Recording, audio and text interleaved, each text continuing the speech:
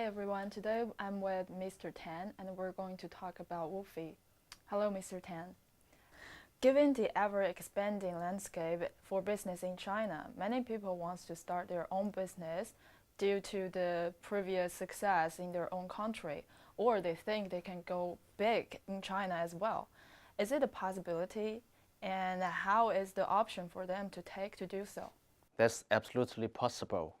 If foreigners start their own business in China by themselves, they can establish a WFOE. Like joint ventures, WFOE is a common investment vehicle in China, but unlike joint venture, for WFOE, there is no involvement of a Chinese mainland investor. Originally, WFOE was normally used on manufacturing, exports, or introducing technologies into China. But now, WFOE has grown into many areas and becomes a very popular investment vehicle in China.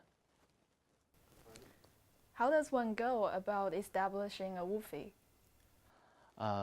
There are 5 basic steps to establish a WFOE. The first step is to get approval for a name of a WFOE. You need to find an application with administration for industry and commerce.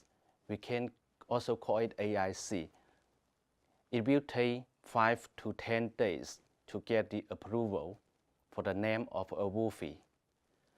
The second step is online registration with the Ministry of Commerce. This move made things a lot easier.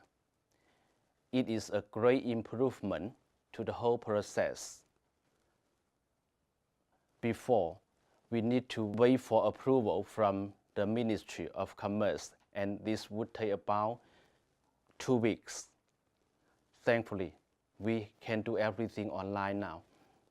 The third step is filing application with local AIC to form your own WFOE. After this step, your WFOE is actually formed. The fourth step is business license. The business license will be issued by local AIC as soon as examiners decide it is qualified. Depending on what industry you are entering, you may need to find some documentations.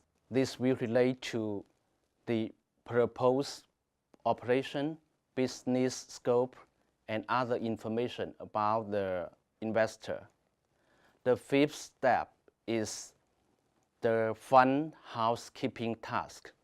This will include opening a bank account, tax and other government accounts.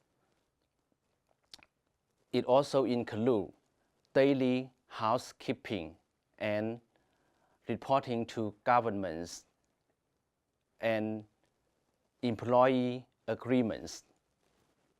Are there different types of WFOEs? Yes, normally speaking, there are 3 types of WFOE. These are WFOE for manufacturing, consulting, and trading. As the name suggests, the first 2 are for production and consulting. The trading WFOE has broader area, such as retails, franchising, and wholesales. This really depends on what your business is geared toward. So, Mr. Tan, would you like to tell us more about what are the advantage and disadvantage of a WFOE in comparison to other investment vehicles? Yes, there are many advantages to a WFOE. For example, you can operate freely without constraint from your Chinese partner, and you can employ your staff from both China and from abroad. You can even create invoice in Chinese currency, renminbi.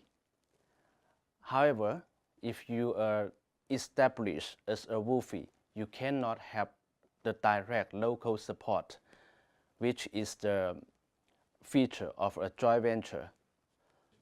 Clear communication and existing business relations are very important in China. This is also known as guanxi, so it is very important to have a strong legal team to assist you in this process. Thank you. You're welcome.